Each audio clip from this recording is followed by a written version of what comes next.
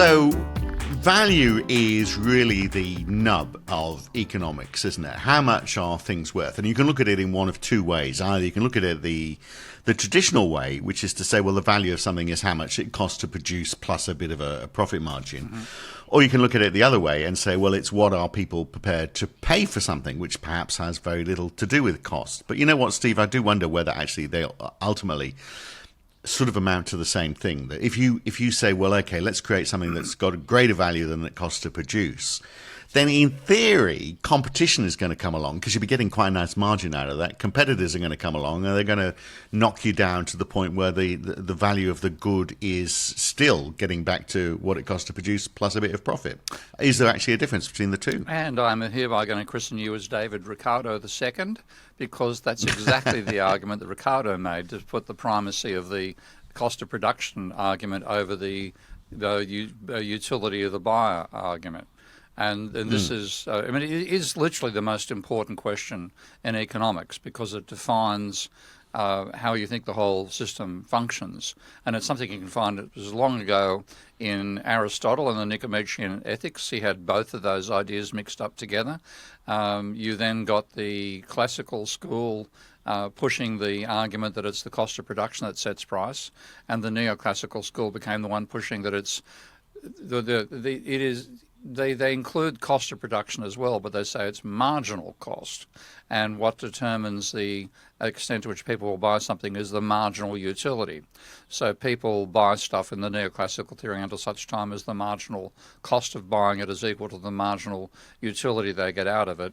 So that ends up seemingly integrating cost and cost of production and the buyer's subjective utility together, and that's become the basis of neoclassical economics. In fact, as so often the case, what they think is a sensible resolution falls over, and this leads to most of the nonsense in economic theory. And frankly, speaking as David Ricardo II, you're correct, it's the cost of production that sets the price. But it's then a question, how do you explain where profit comes from? Yeah, well, and isn't it short term? So, because I described a situation there where you've perhaps hit upon something that is perceived as being of great value to people that didn't exist before, so they're prepared to pay a bit more for it because they see they're getting more utility out of it. But then competition comes along and your position disappears. So it's a short-term advantage, and it actually means that the economy is driven towards innovation, if that was the case. Well, this is the important thing. I mean, it isn't just a question of having a philosophical foundation. It's how do you explain the innovation that we've seen into capitalism? What is your explanation? How can you say why it's been propelled?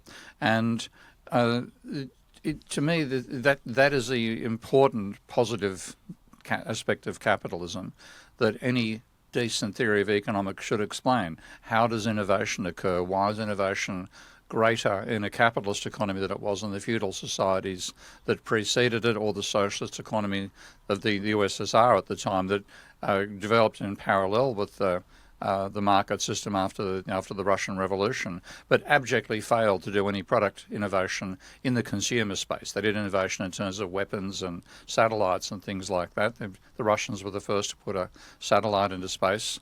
So they didn't lack for innovation overall, but they lacked for innovation in the product space, and that's where capitalism won hands down. It wasn't Westerners wanting to get cheap jeans from Russia; it was Russians wanting to get Levi jeans from America. And so to me, it's absolutely crucial to understand the value question, and the way that people have understood it glosses over enormous problems in the neoclassical theory, which has completely failed. It appears to have solved the problem, but in fact it's failed to solve the problem. And when you look at the literature, it's absolutely laughable, the intellectual gymnastics this forced the neoclassicals into. At the other extreme, you get Marxists who believe themselves as inheritors of Marxist theory. In fact, in my opinion, they're denigrators of Marx's work, but they come down and say it's the cost of production that sets price, and when they explain profit, they say it's because the capitalist is exploiting the worker. That's their vision. Yeah. And but I mean, the price that people are prepared to pay is obviously crucial in all of this. And if you produce something that is cost plus and people are prepared to pay more, then you're losing out. Similarly, if you say cost plus and you come out at a price that people just can't afford to buy, then you haven't got a sale at the end of the day. So it is a hybrid between the two, isn't it? No. Well, Right. no and okay. yes. I mean, So you said I'm Ricardo, the new Ricardo. Yeah. So what's wrong with my argument? nothing at all. But what Ricardo left out was innovation in that sense. Yeah. Like you've got to, when you bring in pricing and say we have innovations occurring over time, then there are some buyers who are driven by the utility of new technology. I was a classic early adopter in computers, for example. I was willing to pay an absolutely outrageous price to get a computer, wait for it, with a whole 120 megabyte hard disk. Wow. I paid $14,000 for that in 1990 or thereabouts. I remember having one that was 64, so I'm not quite sure so what I got onto it. And how much? And then you got floppy disks for it. I can't remember how much you had on a floppy disk. Was it? Well, the floppy disk started at 180K. Okay, so we talk about this is a couple of dinosaurs having a conversation for the young people listening in, if there are any. I'll start off with the definitive foundations of both the neoclassical vision and the Marxian vision, and why they're both wrong, and then why Marx actually managed to do a resolution for both, which Marxists have ignored because it doesn't lead to the argument that capitalism is going to collapse into socialism. So the neoclassicals say it's the utility of the buyer that plays the dominant role in setting the price, and what you get is a buyer's buying a product until such time as the marginal cost equals the marginal utility for them in buying it. That starts from a subjective definition of value, and what it says is the consumer is buying to maximize their utility given their budget and the relative prices of goods. So anybody who's been through an economics degree has been through the laborious process of saying, here's a consumer's preferences, which they indicate using what they call indifference curves. And these are curves that are supposed to show combination of different goods that give the consumer the same level of utility. So you whack all other goods on the vertical axis, and you whack the good you're looking at on the horizontal axis, and then you say, given the consumer's income, we're going to change the price of the good whose demand we're trying to derive. Let's say it's bananas.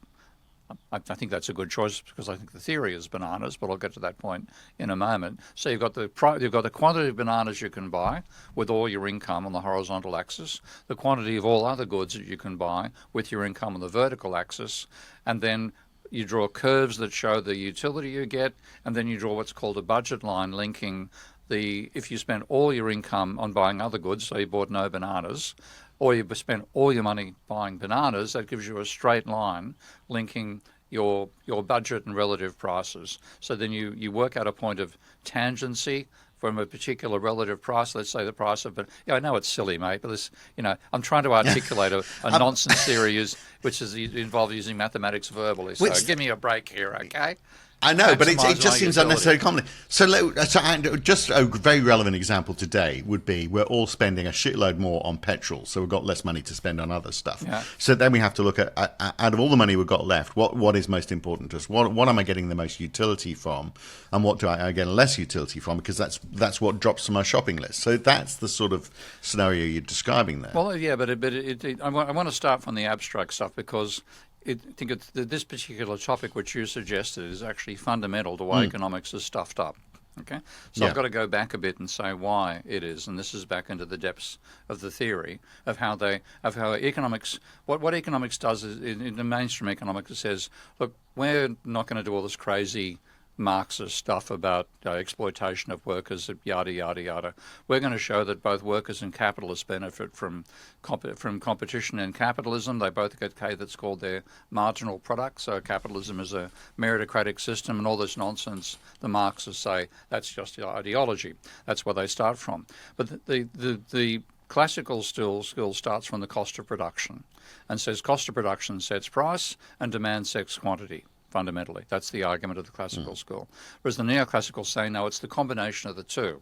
And one of the most famous expressions by Marshall was to talk about the supply curve and demand curve as being like the two blades of a scissor. pair of scissors, and so you can't say whether it's the upper. You see, so you might as well say that you might as well dispute whether it's the upper or the lower blade of a pair of scissors that cuts a piece of paper, as to say whether price is determined by cost of production or by utility. So they say it's both together. Now, when economists tried to formalise that, neoclassical economists, they also wanted to get rid of the whole idea of social class. So their starting position is a single individual maximising their utility given their budget. Okay? And then using that, they can derive the idea of an individual whose personal demand curve slopes down as price rises. So you demand less as the price increases. That's supposedly what they call the law of demand.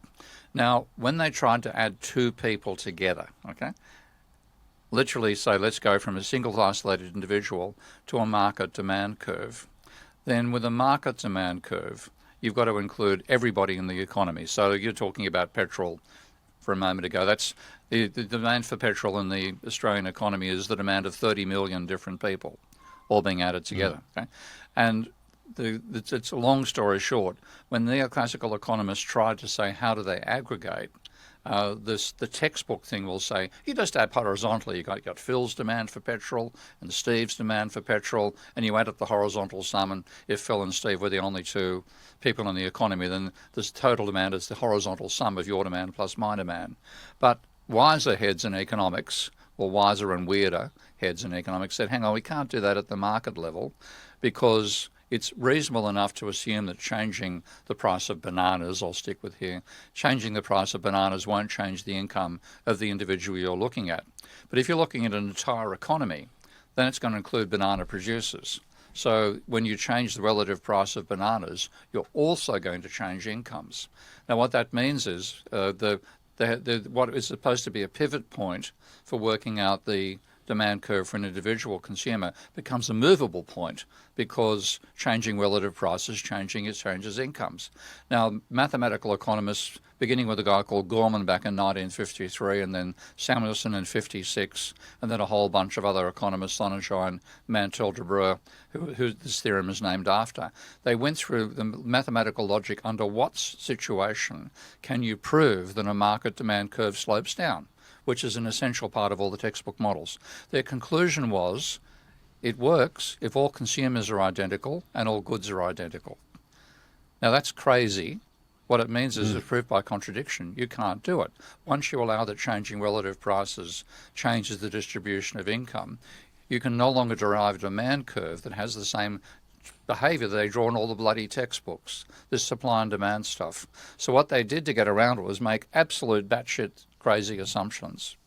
And Samuelson assumed that there's a benevolent dictator who reallocates income before consumption so everybody's happy. And then he gets down with sloping market demand curves. It's that crazy. So what it points out is that the neoclassical starting point of saying that it's subjective utility that sets price, and that it also wants to do macroeconomics and aggregate everything, you can't do it. Now, that was such a logical conundrum for them, they just jumped over it and they ignore it. So the argument that people accept because it's in the textbooks and they get taught at university and they learn Economics 101 and they read the newspapers and so on, it mathematically doesn't make sense. So it comes back to the cost of production theory, and that does make sense.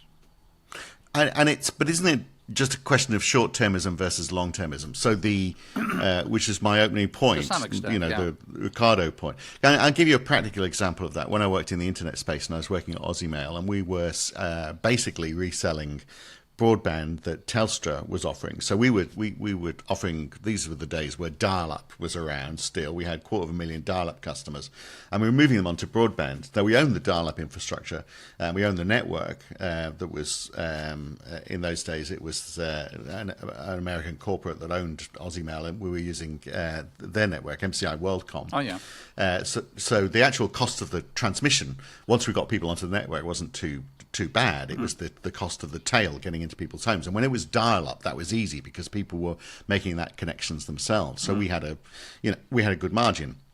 But as people moved to broadband, we were wholesaling the tail from Telstra, and the margin was very small. But we had an opportunity to get a bigger margin with this product called WiMAX, which was basically like a fixed mobile solution. So we were using that as an alternative. It was giving pretty good speeds, and we got a good margin out of it. We wouldn't get that margin out of that now because technologies move forwards, and everyone is just using their mobile phone, and they're getting 5G, and they're getting good speeds out of that. So technology has whittled away what was a good margin at the beginning, and we knew it was a short-term thing. But the utility to people was great. It was a great offering because we said you can get broadband anywhere. You could even move it around. You know, if you want to go to the library and work from there, you can take it and still get your broadband connection. The offering to the consumer was good, and so they paid for it. But now, I mean, that margin wouldn't exist because there's too much competition. So it was a point in time where we were selling well above cost because we could, but we knew it wasn't going to last. Yeah, and that's the short-termism versus the long-term. So it always, as I said at the beginning, always gets back to cost plus. Yeah, and the thing is that actually makes perfect sense from the Marxist, post-Keynesian point of view, because one of the myths of mainstream economics is that marginal cost rises. This is taught in all the textbooks. It's believed by all the commentators. It's actually, when you draw an upward sloping supply curve in economic theory, that's presuming rising marginal cost. There have been 71 surveys done over the last 100 years. 71 of them have found that's a fallacy. Okay? Firms have constant or falling marginal cost because they design a factory to produce at maximum efficiency, at maximum output.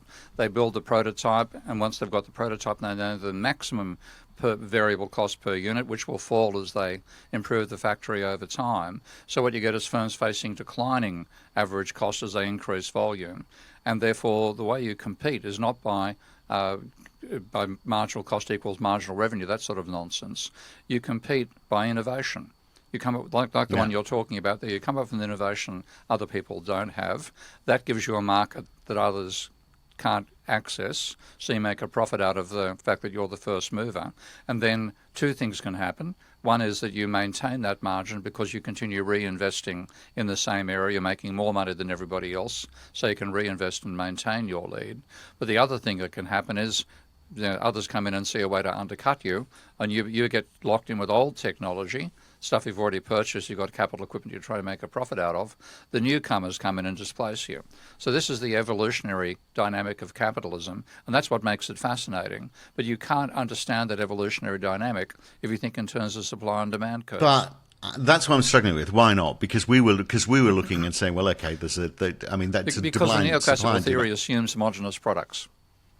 Okay? Right. Okay. Yeah. All cars we were doing I had a bloody neoclassical have a crack at me on Twitter a while ago about this, and he said how Keen says that cost of production falls as output rises. Well, why isn't there one company in the entire planet with one factory making all the cars on the planet? And I couldn't be bothered writing. Yeah. The basic answer, there is one factory making all the Ferraris, one factory making all the Lamborghinis, lots of identical factories making all the Priuses, et cetera, So there is, every last product is unique in that sense. They're all made under conditions of falling cost. They're all competing with each other. And you get that evolutionary dynamic that makes capitalism fascinating and innovative out of that. Right. Well, you talk about Ferrari. I want to talk about that when we come back, because that's an interesting case study, and I've got some numbers to support it. But it's a question about, because that is an interesting one for value, isn't it? Because people perceive the value of a Ferrari being so much greater. So why is that? And other examples where we place a high, perhaps a value which is well above that cost. So we'll look at that when we come back on the Debunking Economics podcast. So, Steve, you mentioned Ferrari, so let me give you some numbers. The EBITDA of Ferrari a couple of years ago was 39%, whereas for Toyota and Ford, most of the mainstream car manufacturers, it's typically around 8 to 12%. So here we are saying, well, competition should drive down those margins so that everybody is more or less the same, except all cars, as your point was, are not the same. So in Ferrari, they had revenues of 7.15 billion in 2025. They cleared a net profit of 1.6 billion. So the value is much more than the cost of the Ferrari. Yep.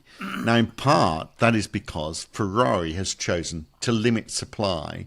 So part of the value of a Ferrari is there's not so many of them around. If they mass produce Ferraris, the price would come down and they'd be presumably down in that 8 to 12% margin territory that everyone else is in.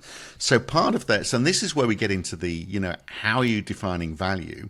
The value of a Ferrari is it makes me look good because I can afford something that not everybody can afford. So actually, ironically, the price of a Ferrari is part of the value of it. It's part of the utility. Yeah. And so how does that fit in with this theory? Markets are segmented. So the car market is a great example to choose. You have high performance, extremely expensive cars. Like I think you'd find similar figures if you looked at Rolls-Royce or Bentley or sure. Was it K-Mark? I keep on forgetting. Maybach, I think it's called. They're extremely high-end cars. There's only a very, very small handful of them. You get exquisite materials, and you're paying a huge price for those exquisite materials. But partly you're buying it for the same reason a male peacock has fancy feathers. It's to attract the females. Do you ever see the old comedy with Dudley Moore called Crazy People? Okay, vaguely remember it. Had an insane asylum, and they became expert marketers, which I can understand that. And they were trying to work on an ad for a Ferrari, and they're saying, hey man, get a Ferrari was the first attempt one of them had, and then finally said, it's to the point. I like it. Buy a Ferrari. So they said, and then says, hey, if you buy a Ferrari, you can't have sex in the Ferrari, but when you get out, then you'll have sex. And that became, it's like the peacock's feathers. If you could own a Ferrari, you can attract the chicks, and that becomes the sale point for the product. And so the markups are higher in that segment. Where if you're trying to get down to the Joe and Jane Blow level of the market, where they simply want to get to a point A to point B, and they can't afford something expensive, you're forced into a lower markup, but you make it by volume.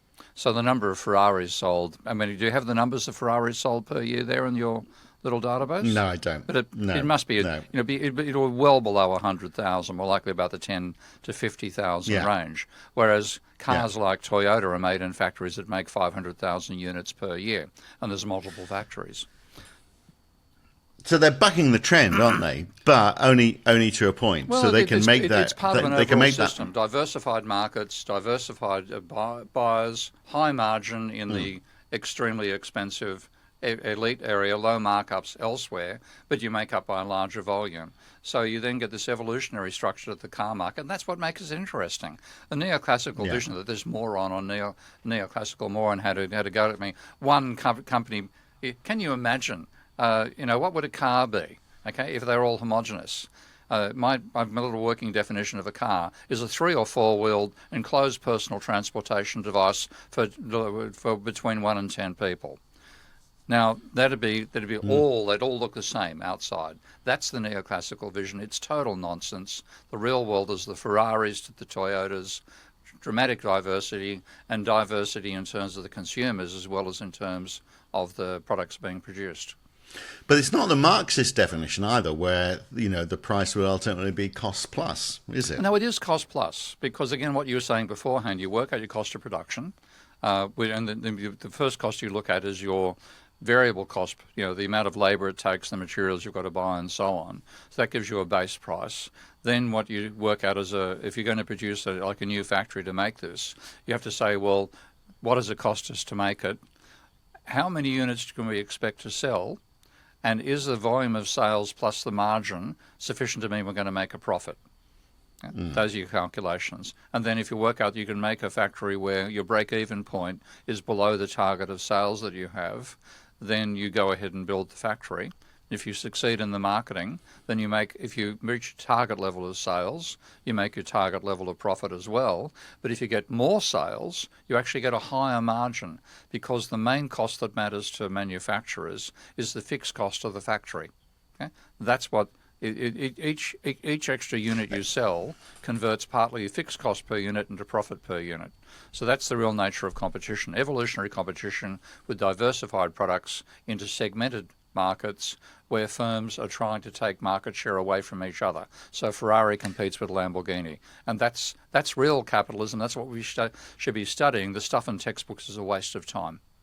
Right. So you're saying that their price would be determined not by Toyota, but Lamborghini or whatever. Yeah. So if their product didn't match up with a a Lamborghini specs for a similar price, then more people would go to Lamborghini. It's That's just the market segment I'm talking about. Yeah. And then all the other stuff, which is incidental stuff, like for example, it may cost you 50,000 extra to get a particular shade of paint, whereas actually respraying that car or spraying that car in that particular paint might just cost a few thousand or whatever. So the price is not relevant, but I mean, if you could break down every cost on that basis, but the perceived value to the customer, what they're getting for that 50,000, which is not related to cost at all, is the fact that they've got a color that not everybody else has got. So not only have I got a Ferrari, I've got a Ferrari in an unusual shade of whatever it might be. Aquaman, perhaps, so, or maybe Afro Man color.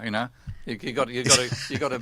I think that's going to be the next style. So your convertible's going to have a woolly head on top.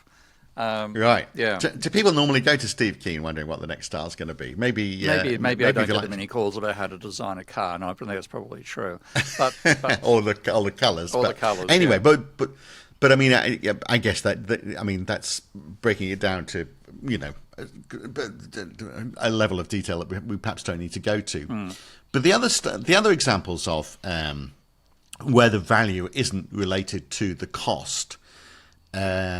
I mean, value normally isn't related. You don't think in terms of cost, do you? You value it in terms of what you can do. So, for example, at the moment, I'm sharing a flat with someone who doesn't drink tap water, who drinks bottled water. I'm not really quite sure why, because we're in Australia. Normally, there's been... He's probably traumatised by living in America. Yeah. Well, maybe. But bottled water is an example. So I sometimes buy bottled water when I'm out and about. I'm not buying it for the water, which I know is just a few cents, and it's costing me $3 maybe. The reason I'm buying it is convenience. That's the utility to me, but which bears no relation to the cost. You'd be thinking, well, why is it $3? And again, it probably is cost plus. The cost of actually producing it might just be a few cents, but the cost of getting it and delivery and sitting on the and supermarket shelves, etc. Yeah. Ultimately, that's probably the lowest you're going to be able to sell it for. And you get other products like clothing, for example, where the markups be 200% and 300%.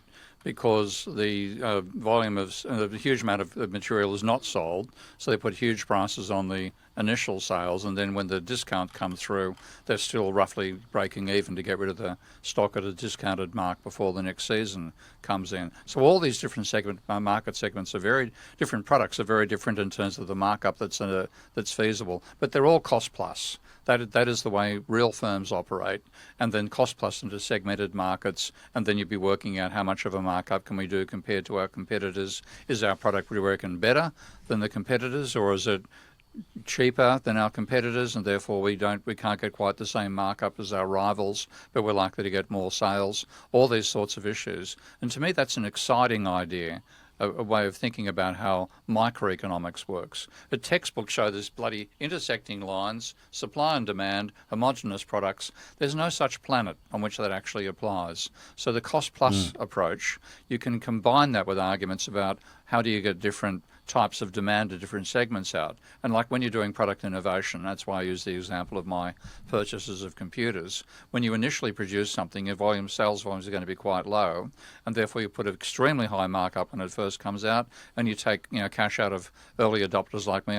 I desperately had to have a 120 megabyte hard disk when I was doing all my database design work back in, 1980s, something like 80s or 90s.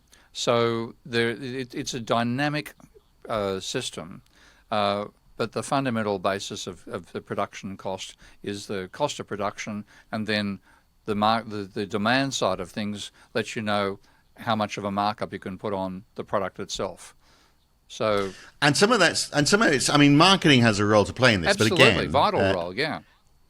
But again, it's short term, isn't it? So, the example I gave about with our wireless broadband was an example. Yeah. People often talk about the pet rock scenario, and there actually was a pet rock as being something that was sold that's totally useless. But it was a fad and fashion, and it was never going to last. But I think it was in the mid-1970s, was it? Maybe it was something the 80s. Like, I remember actually were. Yeah. Yeah, you buy a pet rock, and it came in it was a flattish, smooth stone, and it came in a cardboard box. I had a little instruction care manual for how to look after your rock, and it was just a marketing con, wasn't it? Absolutely. Really, but people bought it. People bought it because it was amusing, and they knew it was a marketing con, and so the utility value was the joke. Yeah. which was only ever going to be a short-term thing, and they obviously knew that. So that's just playing with the model a bit. Yeah, for fun. But yeah, I mean,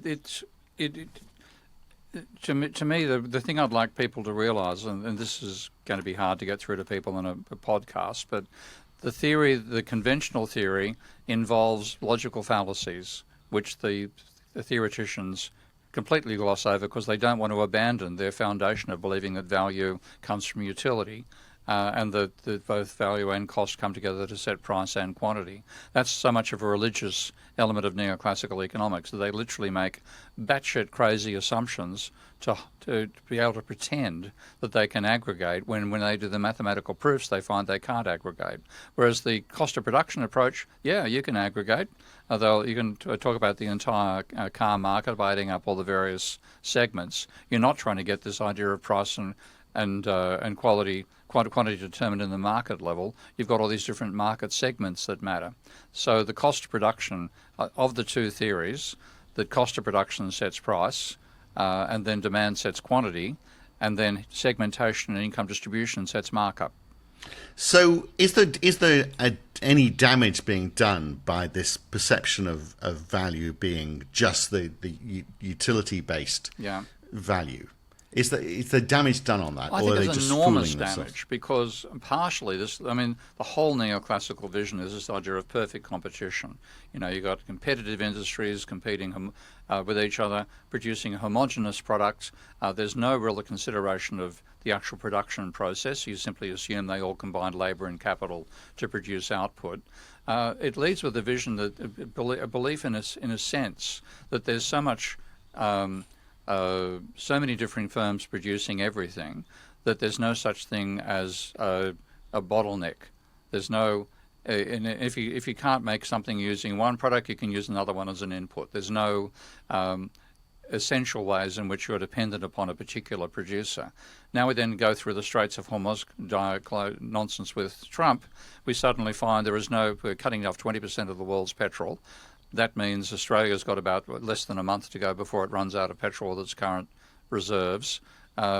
You can't decide to substitute petrol for, let's say, molasses into your petrol tank. If you haven't got the petrol, the car becomes a statue. It doesn't become a vehicle driven by some other input. So the whole idea that we've talked in terms of homogeneous products, masses and masses of different firms producing exactly the same thing, and we ignore the actual system of production that's involved in all that, it makes us think our system is quite robust. Then, bang, Trump does something crazy in the Straits of Hormuz, and suddenly we realise, holy shit, the system could fall apart in the next month. So I think the vision that gives us a full sense of the robustness of a capitalist economy, and that is frankly dangerous. But I'm still struggling with what the difference is between neoclassics saying value is based on the utility that you're perceiving and there's competition versus the Marxist approach of saying, well, it's all cost plus. If the competition is going to drive, irrespective of the value, the competition is going to drive prices down to the level where they are just cost plus. In fact, in theory, irrespective of the utility, people will go, well, I'm getting this out of this, but if I'm going to get it from the cheapest supplier, say all cars were the same, I'm just going to buy the cheapest car. The utility is so much more than the price I'm paying, which is fantastic. I win, but competition has driven the price down to the cost plus basis. So even that utility maximizing approach, if there's perfect competition, you still get back to the cost plus argument, don't you? David Ricardo, this is really now David Ricardo the first, your predecessor. Yeah. Okay. Chapter 30 of the Principles on the influence of demand and supply on prices. He said it is the cost of production which must ultimately regulate the price of commodities, and not, as has often been said, the proportion between supply and demand. The opposite of what textbooks teach. And then he talks about what happens over time if you increase volume or reduce cost and so on. He says, diminish the cost of hats and the price will ultimately fall to the new natural price, although the demand should be doubled, trebled or quadrupled. And the natural price he sees as being the cost of production. The thing which Ricardo couldn't work out is how do you make a profit out of that? And that's where Marx's contribution initially was to say that the profit is made because you have to buy labour as an input, and when you buy labour, you pay its cost of production, which is a subsistence bundle of commodities, and then the labour contract means they've got to work for longer than that, so you make your profit that way. Marx came up with a much more sophisticated interpretation of that, but that undermined the argument that capitalism would collapse into socialism, so Marxists ignored it. So I think that the classical school with Marx's interpretation gives you a way to work out that cost of production sets price, demand largely sets quantity, and then you bring into that the fact we live with a massively diversified set of commodities and an industrial structure which has got numerous absolutely critical production elements to it. That's the real world. That's what we should be analysing and teaching students to understand, and politicians for that matter, instead of being lulled into a false sense of security by the supply and demand and equilibrium thinking of neoclassical economics. And I see that as absolutely deadly for the potential survival of capitalism. Yeah, and it is the timeline, isn't it? Yeah. That's important in all of this. Time and our matters. concept Yeah. And it is because you may win in the short term in selling something and make a bigger margin, but ultimately you won't as other people catch on. And also your perception of what you want now is going to change over time as well. Yeah. But we haven't talked about the role of energy in all of this. And maybe that's maybe we should talk about that. Revisit that. But I mean, given what's happening now and seeing definitely, yeah, exactly. Maybe we talk about that next week, because just stuff like on that time scale, how do you cost if you're looking at the because everything is based on now, isn't it? We in a consumption society. How do you? So, for example, you need wood, so you fell trees, and there's a cost associated with that. But what about the cost of hanging on to those trees that you don't fell, for example? How is that accounted for? And oil.